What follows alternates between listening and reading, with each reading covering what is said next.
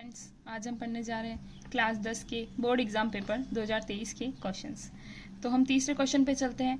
k के किस मान पर समीकरण युग्म 3x - 2y = 0 तथा kx + 5y = 0 के अनंत हल होंगे। अनंत हल होने के लिए क्या होना चाहिए? किसी भी समीकरण के अंदर a1/a2 = b1/b2 = c1/c2 होना चाहिए। ठीक है, उसके लिए समीकरण किस फॉर्म में होती है? a1x + b1y + c = 0 और दूसरी a2x + b2y + ये c1 ये c2 = 0। ठीक है, ये समीकरण के अंदर होनी चाहिए। तो हम इसमें से निकालेंगे a1 जो x के गुणा में होगा वो। ठीक है, ये समीकरण हमने दोनों ऐसी कैसी लिख दी, पहली को पहली समीकरण और दूसरी को दूसरे समीकरण हमने दे दिया। समीकरण 1 व 2 से समीकरण 1 और 2 से हम क्या लेंगे? ये a1 है, ये a2 है हमारा, ये b1 और ये b2 है। ठीक है, a1 3, a2 k, b1 -2 क्योंकि यहाँ पे तो प्लस का निशान है ना, तो यहाँ पे निशान के साथ में लेते हैं। तो -2 बटा b2 क्या हो जाएगा हमारे पास में? +5। ठीक है, तो हम इसको इधर भेजेंगे, इसको इधर भेजेंगे। ठीक है, ये हम क्रॉस करते हैं ऐसे। ये 5 यहाँ है, इधर किस में है? ये भाग में है, उधर जाके गुणा में हो जाएगा। इधर ये भाग में, उधर जाके गुणा में हो जाएगा। 3 × 5 बराबर -2 × k। 5 को 3 से गुणा करने पे 15 बराबर ये k, केवल हमें k का मान चाहिए। ठीक है, तो केवल k को अपन साइड में रखेंगे। उसके अलावा जो इसके साथ में है, इसके साथ में ये गुणा में है, उधर जाके भाग में चला जाएगा। तो k के साथ में जो गुणा में है उधर जाके भाग में चला गया। तो k बराबर -15/2, यही हमारे पास में k का मान हो जाएगा। दूसरा सवाल है, द्विघात समीकरण ax² + bx + c = 0 के मूल ज्ञात करने का श्रीधराचार्य सूत्र लिखिए। तो मूल ज्ञात करने के श्रीधराचार्य सूत्र क्या होता है? x क्या है हमारे पास में? मूल x बराबर -b ± √b² - 4ac/2a, ये हमारे पास में श्रीधराचार्य सूत्र होता है। वो मूल ज्ञात करने का, यहाँ पे मूल क्या है? x। तीसरा सवाल है, किसी समांतर श्रेणी मतलब AP का प्रथम पद हमें कितना दिया हुआ है? a दिया हुआ है। ठीक है, एवं सार्वंतर कितना दिया हुआ है? d दिया हुआ है। तो पांचवा पद क्या होगा? हमें पांचवा पद निकालना। हमारे पास में nवें पद के लिए सूत्र है। nवां पद क्या होता है? a + n - 1 × d। ठीक है, यहाँ पे n का जितना भी वैल्यू देते हमें बोल दे पांचवा पद, हमें बोल दे सातवां पद, केवल हमें हमारे पास में n का मान आना चाहिए। n का मान हम रखते ही किसी भी पद की हमें मान ज्ञात हो सकता है। तो यहाँ पे हमें दिया हुआ है पांचवा पद निकालना है। तो n की जगह पांचवा पद आ जाएगा। n बराबर 5वां पद बराबर a दिया हुआ है। प्रथम पद की जगह अगर हमें कोई संख्या दे रखी हो 1 2 3 तो अपन वो लिखेंगे। ठीक है, पर हमारे पास में केवल a दिया हुआ है, तो यहाँ पे a की जगह a प्लस n मतलब कौन सा नंबर दे रखा है यहाँ पे? 5वां। तो 5 - 1 × d। a + 5 में से 1 गया तो 4 × d। तो इसका पांचवा पद क्या आ गया? a + 4d। अगला प्रश्न है, समरूप आकृतियों को परिभाषित कीजिए। तो समरूप आकृतियां क्या होती है? समरूप, इसी से पता चल रहा है कि जिनका रूप समान होना चाहिए। समरूप आकृति क्या होती है? दो आकृतियां समरूप तभी होगी जब, पहला पॉइंट क्या है? जब उनके संगत कोण बराबर हो। संगत कोण बराबर होना चाहिए। देखिए, जैसे ये आकृति है और ये आकृति है, ये दिख रहा है हमारे पास में, केवल इनका रूप बराबर है, बाकी सब अलग अलग है। तो ये देखिए, ये 60 है, ये 60 है, ये 60 है, तो इसमें ये कोण, ये कोण, ये कोण, कोण सारे बराबर होने चाहिए। उनके संगत कोण बराबर है। ठीक है, इसमें भी 60 है, इसमें भी 60 है। उनकी संगत भुजाएं एक ही अनुपात में हो। जिसकी इसकी संगत भुजाएं किसमें? 1 1 1 एक ही अनुपात में चल रही है, और इसकी संगत भुजाएं 5 5 5 समान ही अनुपात में चल रही है। 5 की जगह 7 ले लो, 10 ले लो, कुछ भी ले लो, पर बराबर होनी चाहिए तीनों।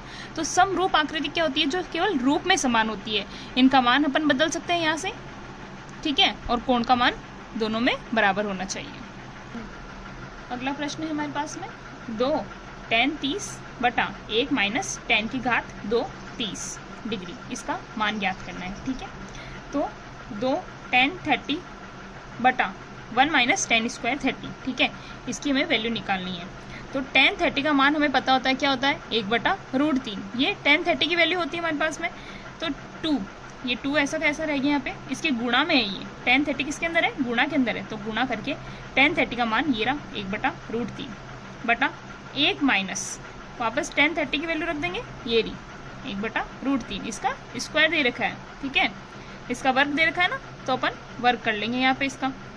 2 × 1/√3 बटा 1 माइनस 1/√3 का वर्ग क्या होगा, 1/√3 इंटू 1/√3। √3 को √3 से गुना करने पे 3 आ गया हमारे पास में, ठीक है। तो 1 माइनस 1/3। अब हम क्या करेंगे, इसका एलसीएम लेंगे, ठीक है। यहाँ पे 1 है, यहाँ कुछ नहीं है, इसका मतलब अपन 1 ले सकते हैं। यहाँ पे हमने 1 ले लिया, ये 2 को 1/√3 से गुना करने पर 2/√3। 2/√3 ऐसा कैसा, 3 और 1 का 3 आ गया एलसीएम। एक के पहाड़े में 3 कितनी बार आता है, 3 बार आता है। 3 को वापस 1 से गुना करने पे 3 माइनस 1/3। 2/√3 बटा 3 में से 1 जाने पे 2/3। 2/√3 इसको अपन क्या करते हैं, यहाँ से उठा के उल्टा कर देते हैं, ठीक है। जिसको भी समझ में नहीं आता है तो यहाँ से उठा के केवल उल्टा करना होता है हमें। 2/√3 इसको उल्टा किया तो 3/2, ठीक है।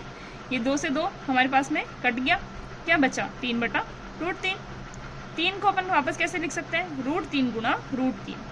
√3 से √3 कैंसिल हो गया, हमारे पास में क्या बचा, केवल √3। तो 2 tan 30 upon 1 minus tan square 30 degree बराबर √3। तो ये इसका मान आ गया। अगला सवाल है, √1 माइनस कॉस स्क्वायर थीटा का मान थीटा बराबर 60 डिग्री रखने पर ज्ञात कीजिए। तो 1 माइनस कॉस स्क्वायर थीटा का मान 60 डिग्री रखने पर, थीटा का मान 60 डिग्री हमने यहाँ रख दिया, थीटा की जगह केवल 60 रखा है अभी, ठीक है। कॉस 60 का मान कितना होता है, 1/2। कॉस 60 की जगह हमने 1/2 रख दिया, इसका स्क्वायर है तो स्क्वायर करना पड़ेगा। 1/2 का स्क्वायर 1/2 इंटू 1/2 बराबर 1/4। इसका स्क्वायर 1/4 आ जाएगा, ठीक है। अब आगे एलसीएम ले लेंगे अपन, यहाँ पे कुछ है नहीं तो बटा में 1 रख देंगे। बटा में 1 रखने से कोई फर्क नहीं पड़ता है। 1 का और 4 का एलसीएम 4 आ गया हमारे पास में। 1 के पहाड़े में 4 कितनी बार आता है, 4 बार। 4 को वापस 1 से गुना करने पे 4 माइनस 1/4। 4 में से 1 जाने पे 3/4। 4 का रूट वापस अपन निकालेंगे तो कितना होगा, 2 होगा। तो √3, ऊपर का √3 तो ऐसा रह गया क्योंकि 3 का रूट अपन बाहर से नहीं निकाल सकते हैं। √3 ऐसा कैसा रह गया, 4 का √2। तो 1 minus cos square theta degree का मान थीटा बराबर 60 डिग्री रखने पर √3/2 प्राप्त हुआ। अगला प्रश्न है, 10 मीटर ऊंची मीनार के शिखर से पृथ्वी पर एक बिंदु का अवनमन कोण 30 डिग्री है। बिंदु के मीनार के आधार से कितनी दूरी होगी। ये हमें दिया है, कितना दिया है, 10 मीटर। ये क्या हो जाता है, लंब हो जाता है।